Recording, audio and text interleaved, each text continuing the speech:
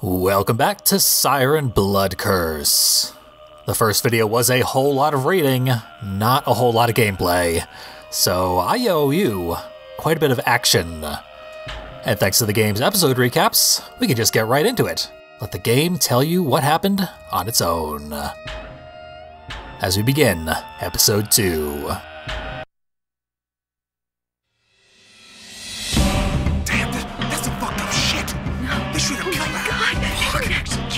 Shit! I can't believe this. They just murdered her like that. Goddamn psychos! Fuck!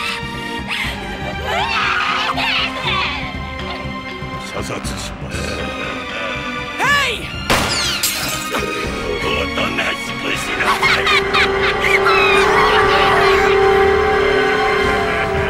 Stop!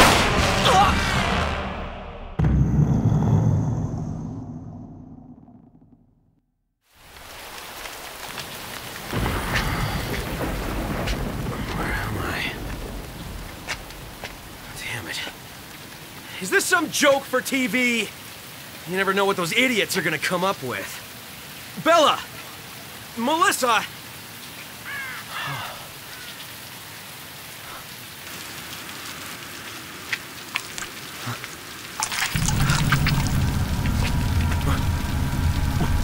What?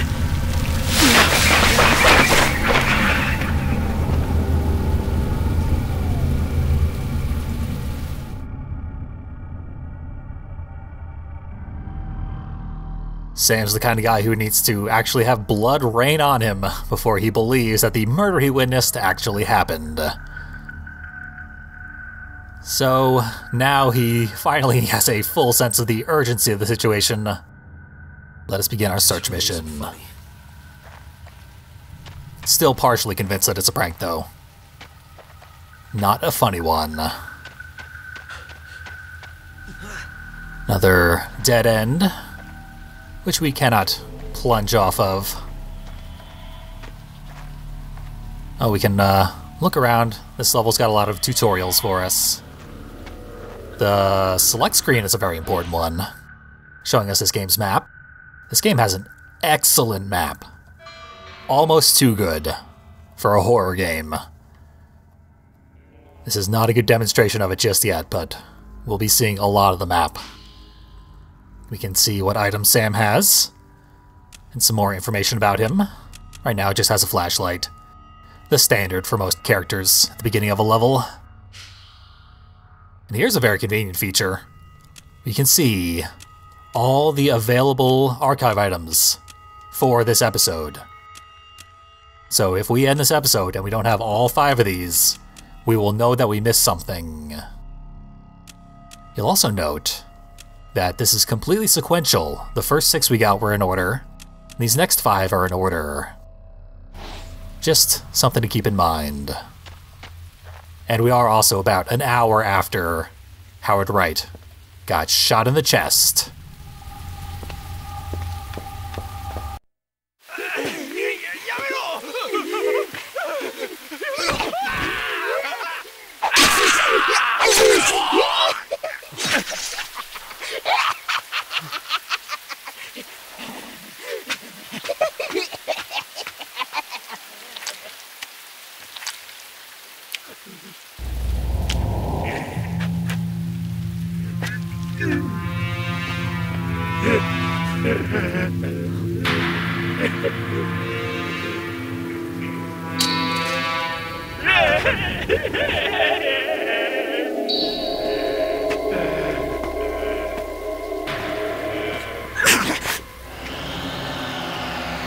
Timing, Sam. Great. It sounded like that was supposed to be sarcastic, but it really was great timing. Or else that would have been us getting hacked apart. There is audio and visual warnings when danger is nearby. Right now we can hear a heartbeat that is growing louder as we approach the enemy. But approach is the only choice we have.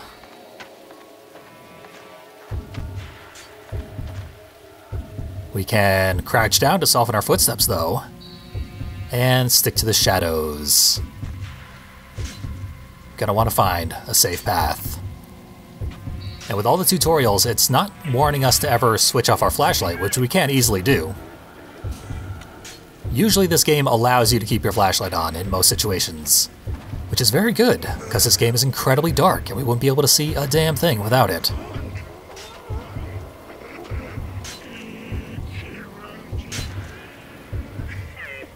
This guy seems to like being a zombie, and isn't even taking the day off. He's still keeping at his mining job. Destroying this railway is apparently his greatest afterlife wish.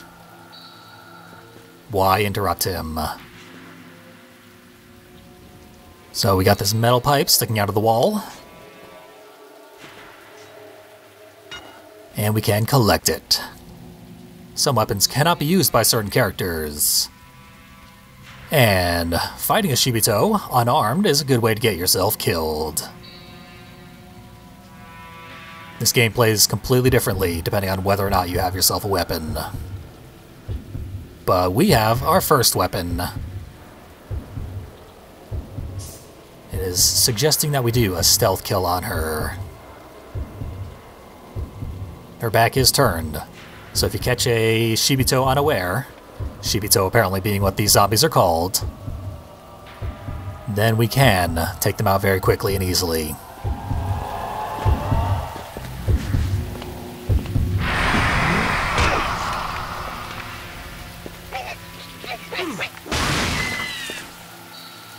You made me do that. Oh yeah. Siren Blood Curse introduces one of my favorite things in video games. Executions. Oh hey, a hand sickle. We're gonna want to pick that up solely for archive purposes. But yeah, now we can, like, do little cutscenes where we kill the enemy in excruciatingly violent ways. Over the top gore and violence. It is a great addition. There are tons of execution animations in this game. I'm gonna try and show off a bunch of them. Nothing we can do in here, though. Looks like we're pretty much safe, since we bashed that lady's head through a wall. We can explore just a little bit to find that there is nothing to see. Except these ladder rungs. Oh, and a little gecko. You do get to occasionally spot wildlife wandering around here in Hanuda. I am going to mess that name up a lot because I've been calling it Hanuda for nearly 20 years. Really Americanizing the vowels there. But it is probably Hanuda. I believe one character says the name aloud one time in this entire game. The reason to come up here is to find a digital videotape. One of the crows in the area must have carried it here. Bit of a stretch, but we do see random wildlife in the area, so it could happen. It is a very important archive item. And the rest of this is just a dead end. So now you want to get in here, but it's locked. And we have ourselves a weapon, which doubles as a key.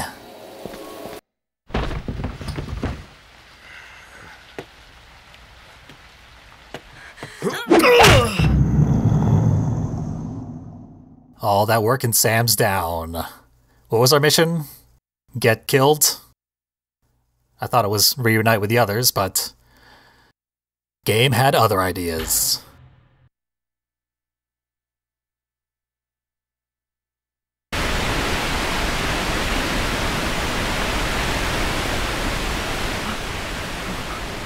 What happened? Was I just imagining things?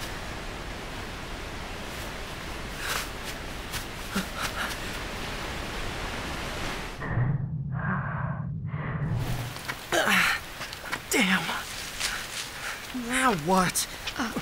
Are you all right? You You're one of them.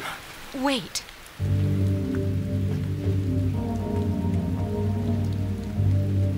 Why? Oh, what a terrible wound. Can you walk? It's dangerous by yourself. Let me take you somewhere fine. safe.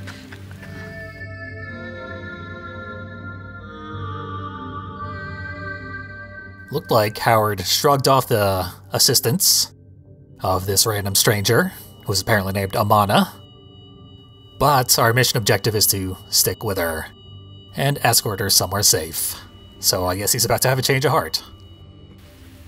You too have been given a very special gift. We just got the ability to sightjack.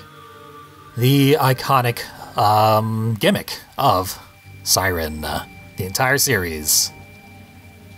It allows us to see through the eyes of Shibito and, of course, the other living people in the area. Very important for information in a stealth game.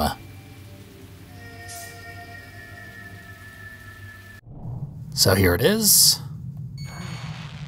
And there's Amana's eyes.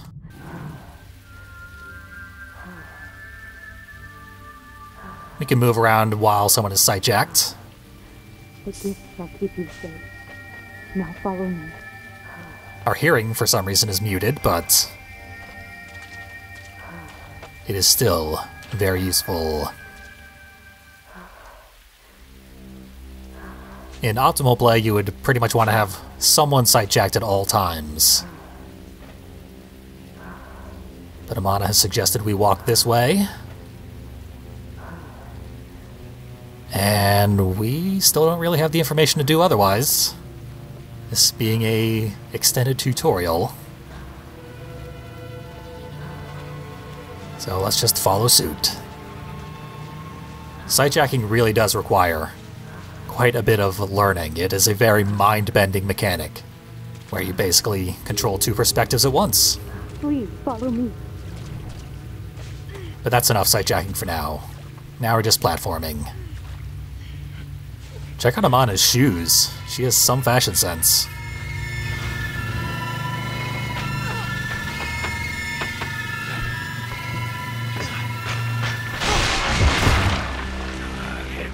Now this place is falling apart. So we gotta duck into another closet. Worked out well last time.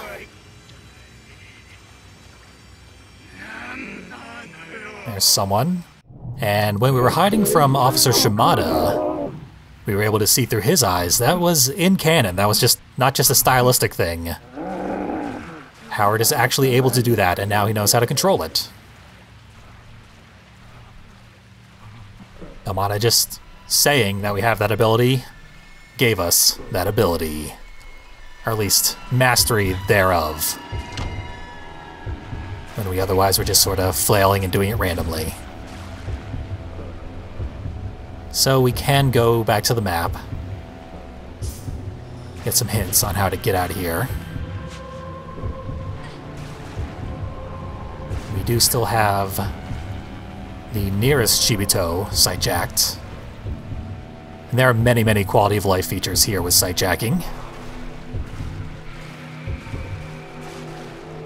If you just tap the R2 button while you have the sightjack menu open, it will find the nearest threat automatically and sightjack right to them. And you can use the R1, L1 buttons to cycle through all the nearby enemies. And we can multi-sightjack in this game for additional information. Nothing to actually do in that closet, but look at that little cute face on the upper level of the closet. Here in the... we don't have any information on what this house is. Oh well, maybe we'll learn later who owned this abandoned house before whatever happened to Hanuda happened.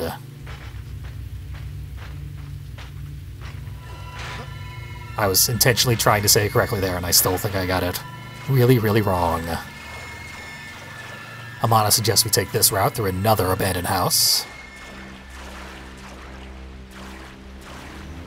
What was that? Okay.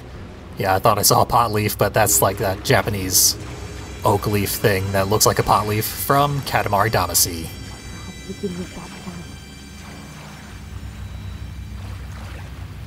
And here's where we learn about first-person views, which I've already been using. From this point on, we could literally play the entire game in first-person view. That feature has just been unlocked. But we can also just tap the R2 button and get a first-person view with a zoom. And Amano wants us to do something with that sign, but it is pretty far away at the moment. There must be a way to get through. So that's... there we go. Keep an eye on him as we hide behind this truck. We must think of something. Looks like his back is turned. Let us head into the noodle shop.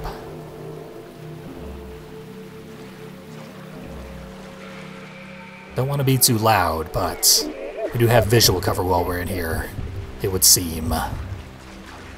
And a frying pan. So if things do get hairy, we will be able to defend ourselves in comical fashion. Here's the second floor. And the sign. We can tell from sightjacking that enemy is directly below the sign.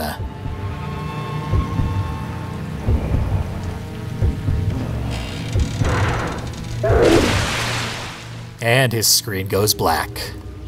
Nap time for that Shibito. Hey, a beer bottle. Now, it's a broken beer bottle. Technically a different item, so it did need to be picked up for archive purposes. But otherwise, we're done back here.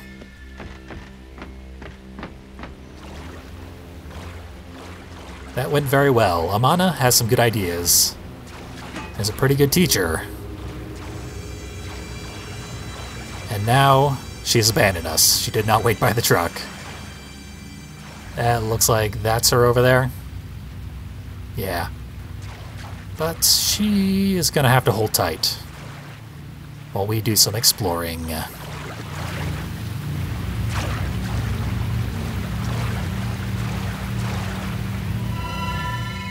This is the one who came to find us while we were hiding in the closet.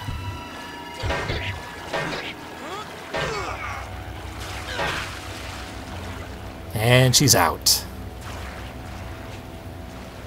Another one over here doing something. Charge up a heavy attack. One-hit KO her. We could switch to the hand sickle, which is technically a better weapon. But instead, head back into town.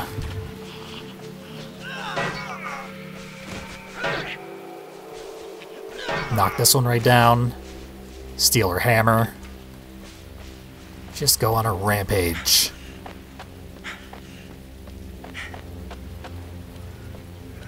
Onto this new area, where a Shibito is getting drunk. That should make him easy to take out. Almost unfair. He's down. The door he was defending is not something we can use at the moment. But we do have an even more hilarious weapon now. Gigantic wooden mallet. Can't do much with this well here, it seems. I feel like if I had brought a hand sickle, I'd be able to cut that bucket down and get some kind of archive item later. But instead, let's just keep climbing. Up seems to be the way to go. It has served us well so far. And yeah, all the way up here, there's a mysterious tablet. Engraved with symbols that look like letters from some language you don't recognize. That is why we came all this way. Keeping Amana waiting. While we go looking for things that we didn't know existed.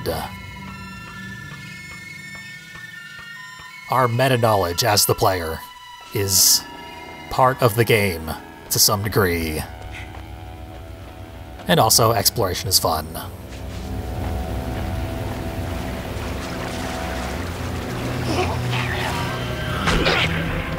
She caught me. And you too. Didn't do much good, though. We are well armed. Oh, the guy we took out with the Siren is back up.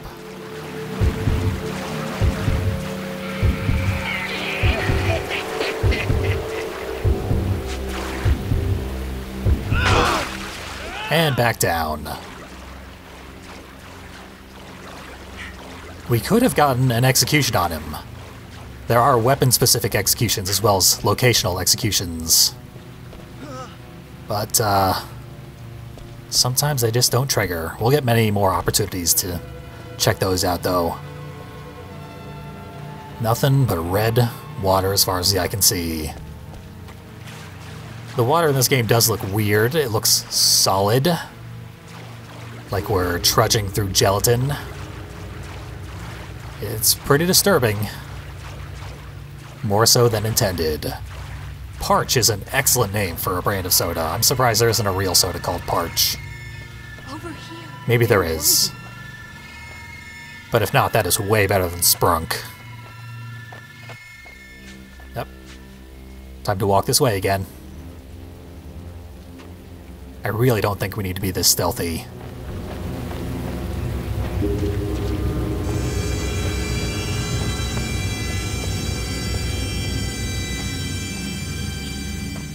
Another enemy spotted. A gravedigger this time. We're almost there, but we must do something about him. Perhaps we can set a trap. That's an idea. We do have traps here in the shed of the graveyard. So if we find traps and flares, we can set them and use them strategically to give us an advantage over the Shibito.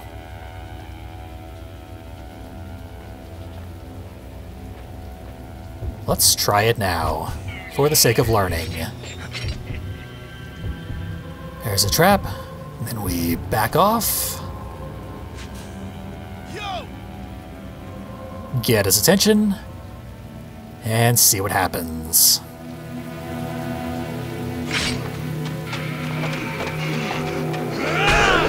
Why are you doing this? Honestly, good question. We are somewhat excessively sadistic. Not nearly as bad as Sam, though. Sam was doing wrestling moves on the Shibito. Hey, end of level.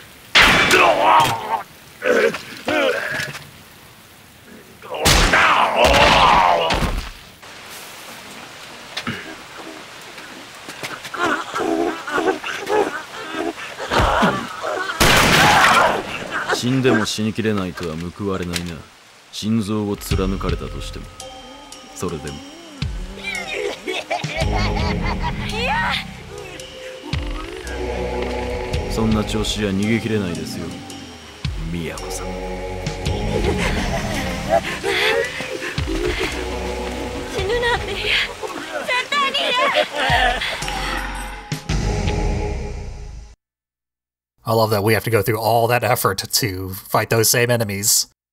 And then a guy in a cutscene shows up. Not only takes them all out without effort, but he humiliates them in the process.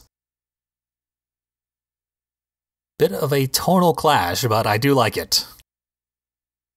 Now, We're back to Sam, and we need to escape to Hirasakai. Apparently Sam didn't die at the end of his last level. Who would have thought? Look, I'm really sorry, Sam. I am glad to see you, and it's good to know you're Well, okay. I was. Until You were came gasping along. so hard. I thought you were one of them. No, not them again. What are those things? So, we can brace the door here to prevent Shibito from entering. Just hold triangle against the door. And motion controls. Best way to do this is to hold the controller like up near your head and shake it around with one hand.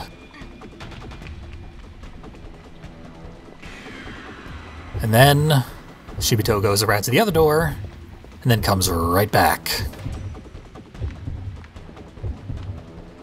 So this tutorial for door bracing also kind of shows its uselessness. We won't be bracing many doors throughout this game. Melissa's off to brace that one. We still have our pipe. Oh.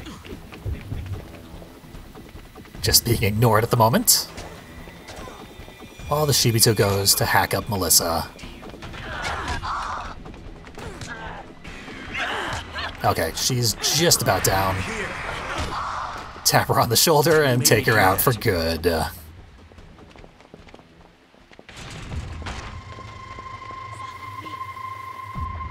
Before we go and follow Melissa's command, let's check out this phone here because we can interact with it. That means we probably should. So 364 is written on the phone itself, 508 in the corner. Let's try that first. On this rotary phone, which takes a realistically long time.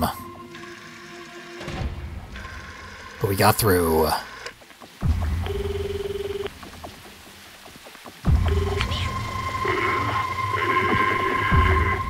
Hello, is Shibito there? Baba boy, baba boy. We have no idea what that accomplished, but it probably did something.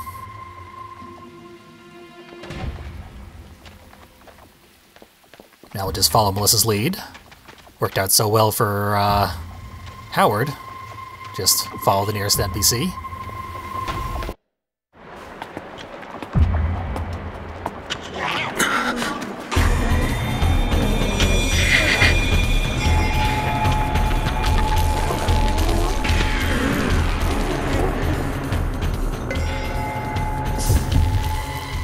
After this cutscene, it points us directly in the same direction as all the Shibito party we saw. Have to find another way around. So if you don't realize that, you can just run right forward directly into them. But instead, we got ourselves a safe distance from them as we look for an alternate path.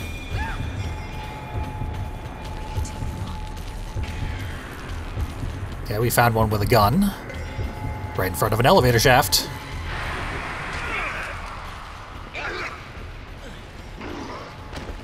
How do you like that? Another execution. Sam is starting to feel himself with these things. Now for some gun tutorials and more motion controls. Let's practice that one now. I'm trying to use the motion control. That took a lot of tries. You basically have to do exactly the movement that it showed you on screen. Fortunately, you can reload with just the triangle button, so we'll be doing that throughout the rest of this game. Open door here. Ah, so this is 508. When we called that the Shibito we just killed, came to investigate, and in doing so, opened this door, which would otherwise have been locked. And here we've got the pump room, with a deactivated pump.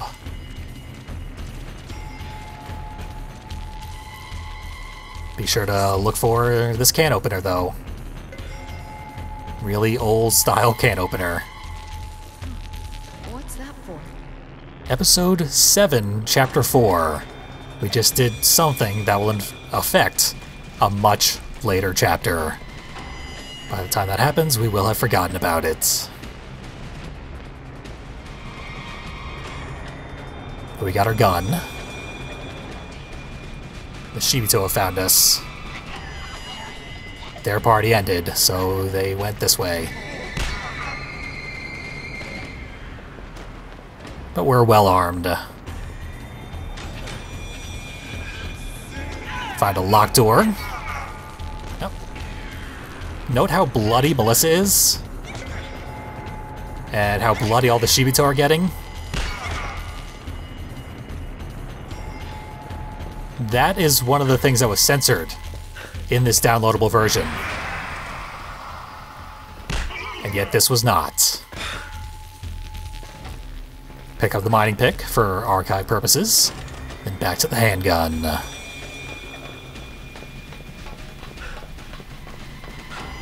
So yeah, the amount of blood that enemies get splattered all over them is significantly reduced, apparently, on the downloadable version, as compared to the physical version. So just keep that in mind, because everything is still going to get ludicrously bloody as we play through this. And of course, all the executions are fully uncensored. Uh-oh.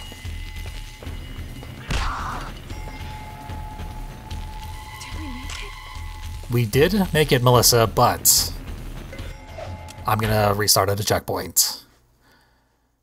There is a contextual execution that we didn't get. There's too many of them. So we'll give it another shot. Because if we miss it now, we won't be able to get it at a later point. This section can be done much faster, though.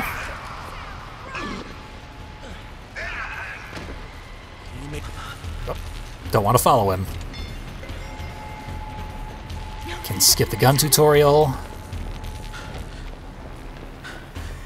Head back out to where the Shibito are still approaching us. Because we were faster this time.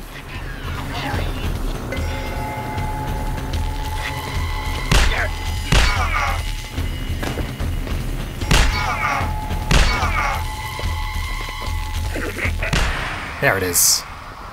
He falls against the railing, and we flip him over. You made me do that. And then we blame him. So now we can go back. We do still have the can opener, technically, because we got it once. But let's get it again for safety. Already completed key step for obtaining archive item much later on. So this door here is locked. But hopefully we would spot this. And use it.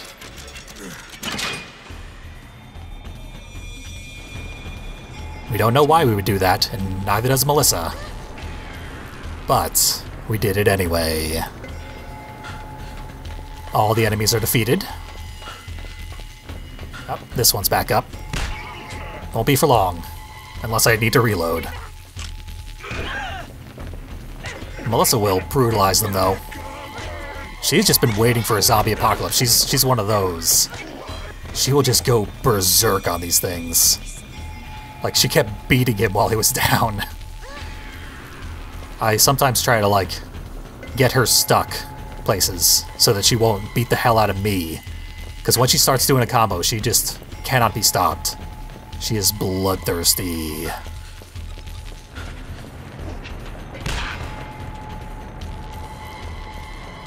Good thing we didn't give her the gun. But also she will run between us and the Shibito while we are trying to shoot them. Exit's right there, but check this out, Melissa.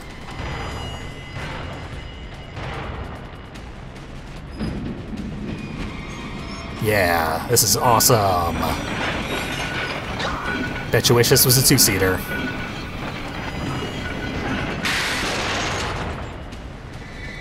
And because we switched the tracks, it went right through the locked door.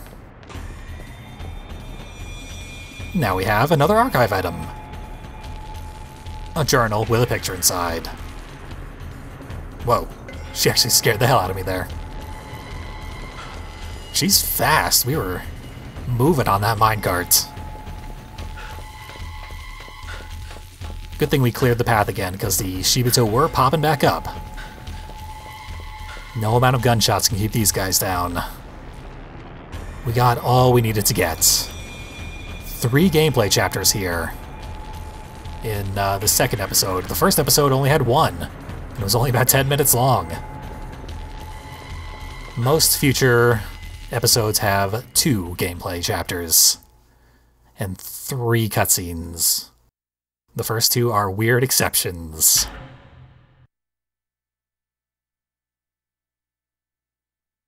I think we should go to the church. Are you kidding me? Where those bunch of murderers go to pray? What? No, you have it all wrong. That was a mistake.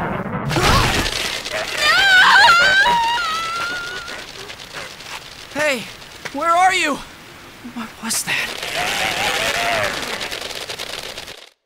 What were you thinking, bringing her to a place like this? Like I told you before. Just shut up! I swear you're completely useless. I'm gonna find her myself. Come on! Damn it! What the hell is this? Don't look back! Just like hide and seek, so hide somewhere good, okay? I promise I'll come and find you.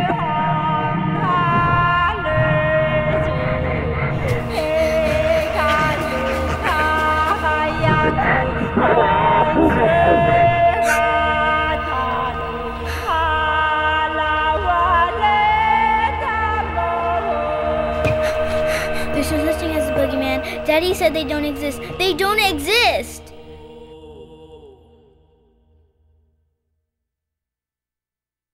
Bella! So? I found you! No! Yes! Wait, you were part of that ritual. That girl is cool, you know. Tell me what I must do next. また外国人。私は生贄になんかじゃない!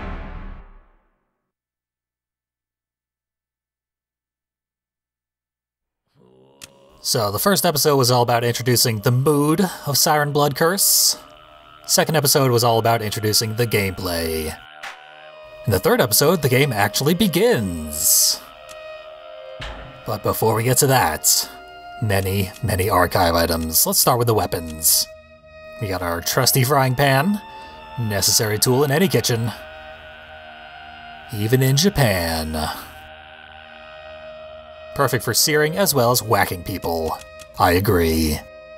The nail hammer, heavy iron head, 1 flat end for driving nails, and 1 forked end for pulling them out. The hand sickle, which we never used. Farming tool for cutting grass. We got it used on us. Specifically, Melissa tested the sharpness of that thing several times over.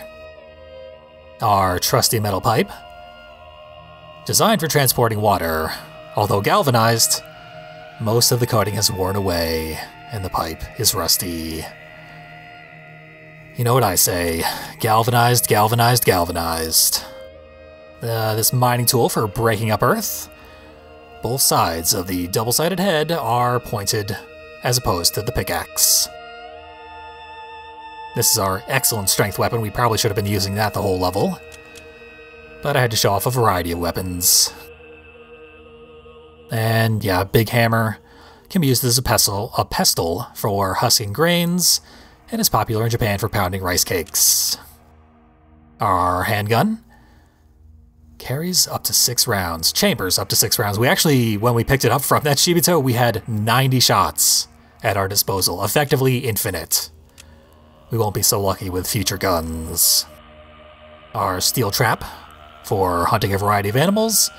A human who inadvertently steps in one of these will require time to break free. That is really the least of their problems. And the beer bottle, sometimes used as a tenderizer for meat. Reduce, reuse, recycle. We learned all about that from Howard's blog and Japan's recycling policies, which may include up to 10 garbage cans at any time. We got Sam Monroe's faculty ID from Matheson College, where he was a professor of cultural anthropology. Here's a pamphlet Sam made for a course he was planning to teach. Cancelled has been stamped on it in big red letters. Sam Monroe presents Sacrificing the Past, a cultural anthropology seminar. Tuesdays at 7 a.m. throughout the fall semester. Grand Hall Room, B5. Seats are still available, but please hurry to avoid missing this chance. Sam Monroe is Matheson College Department of Anthropology's newest professor. He has previously served as a distinguished lecturer at Pine Grove Community College.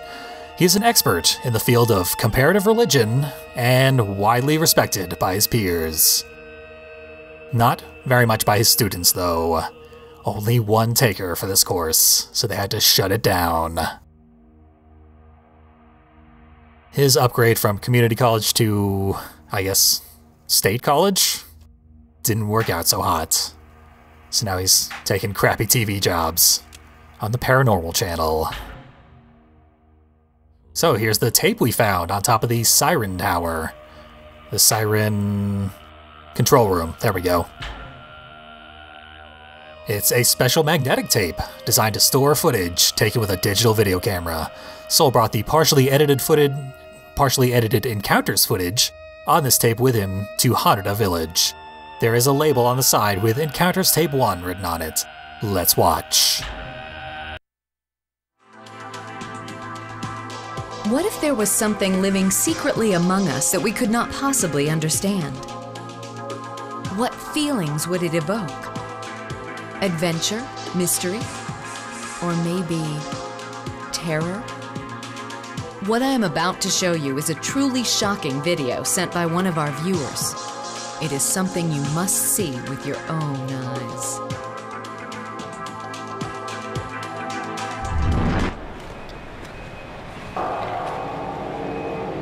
Conflict, space, training scene. Take 3.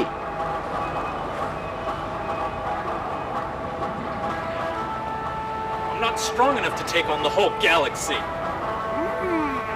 Even the smallest butterfly has the power of a hurricane. I'm just so angry. I can't focus. Oh God, this is just so bad. You must have confidence. Brandon knocked that shit off. Dude, it makes him seem wise. Here we go again.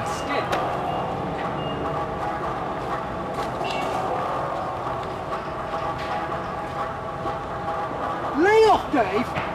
I'm the one helping you with this video competition, remember? Stop that.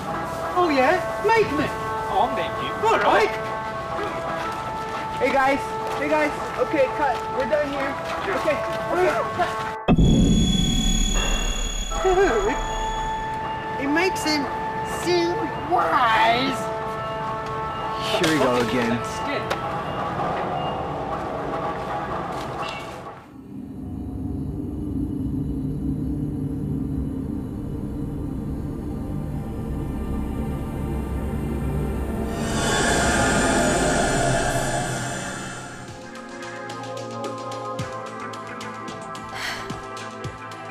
You may not believe it, but no special effects were used in filming that video.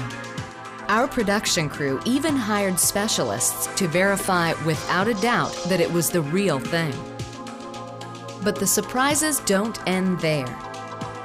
We've obtained information even more shocking than this video. We can't reveal the details just yet, but rest assured, we plan on investigating the matter further. Our latest fieldwork points to some sort of extraordinary yet foreboding mystery. It feels as if something truly unimaginable is going to happen.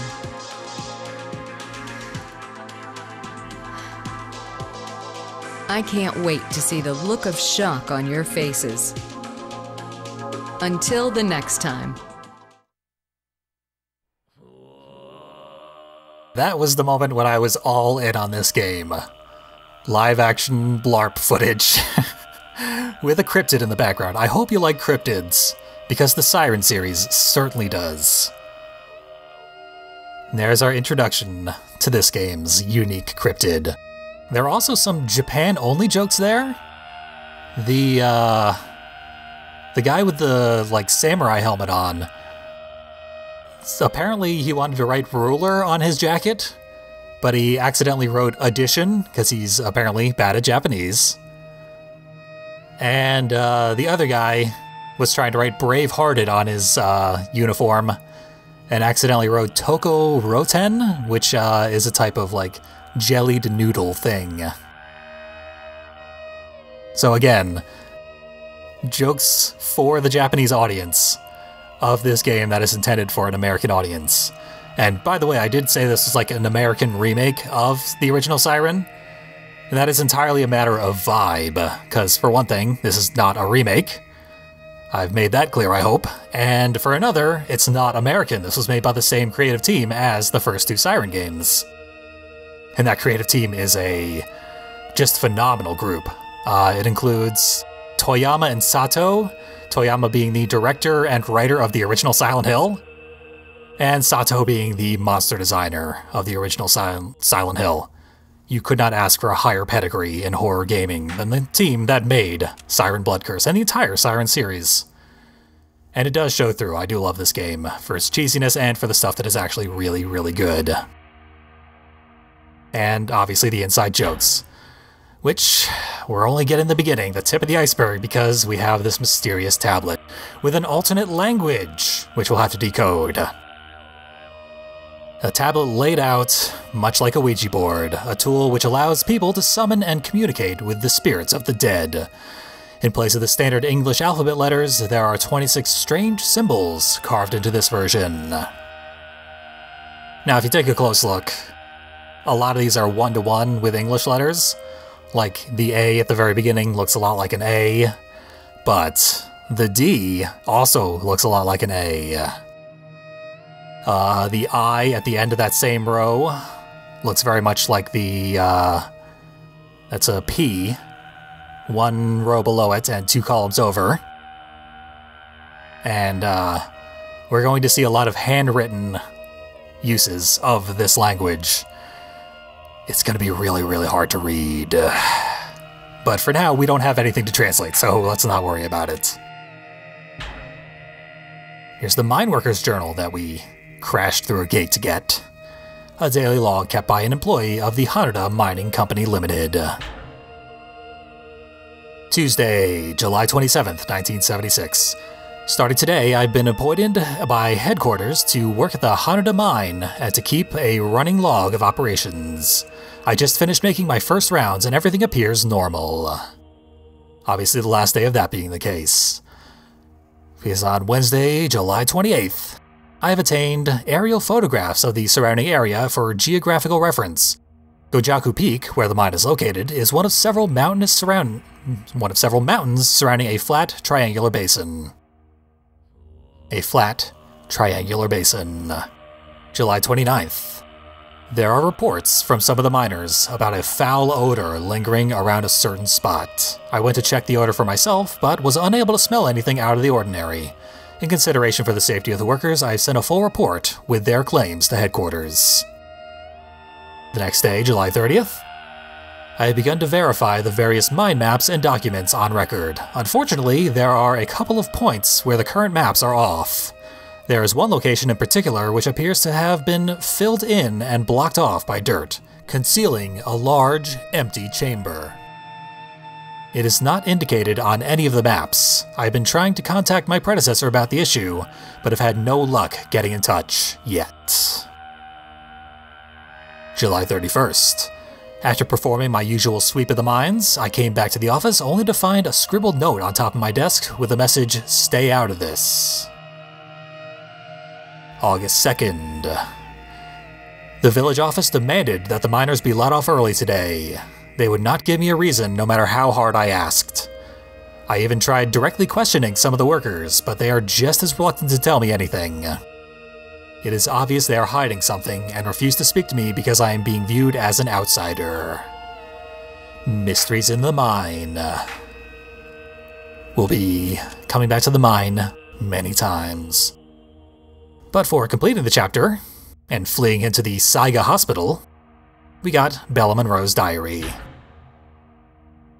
Bella keeps this personal diary with her at all times. The cover has a cartoon drawing of a gothic girl with long black hair. The diary's artwork reflects Bella's unique taste in design. Bella's a goth. Ever since Grams went to heaven, I've learned that Daddy's not a very good cook. He tried to make her special meatloaf tonight, but he baked it for too long and it was all dry and gross. I'm going to hide the recipe so he can't cook that again.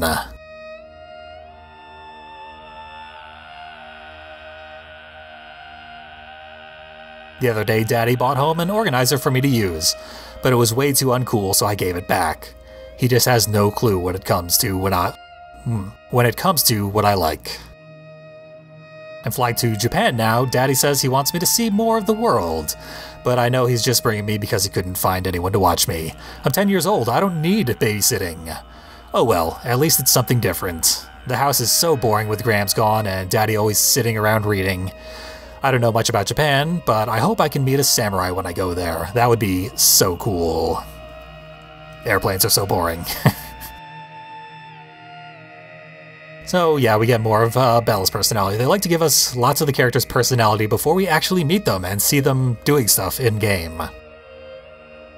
Easy to skip, and encouraged to skip this sort of thing if you just want a streamlined gameplay experience. They give you the option of just hammering your way through the game, getting the story that way, but this does deepen the story considerably, and I appreciate it for that.